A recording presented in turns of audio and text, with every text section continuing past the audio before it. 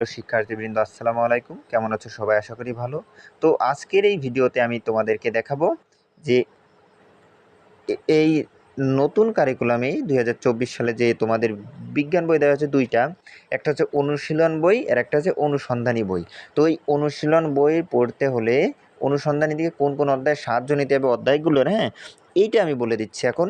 ধরো এই যে যদি খেলার মাঠে বিজ্ঞান এই অধ্যায়টি যদি পড়তে হয় তাহলে তোমাদের লাগবে হচ্ছে বল চাপ ও শক্তি এই অধ্যায়টি। যদি বায়ু দূষণ অধ্যায়টি পড়তে হয় অনুশীলন বই থেকে তাহলে এই অনুসন্ধানী পাঠ থেকে পড়তে হবে 4টি অধ্যায়: পদার্থের অবস্থা, পদার্থের গঠন, পর্যায় সারণী এবং রাসায়নিক বন্ধন।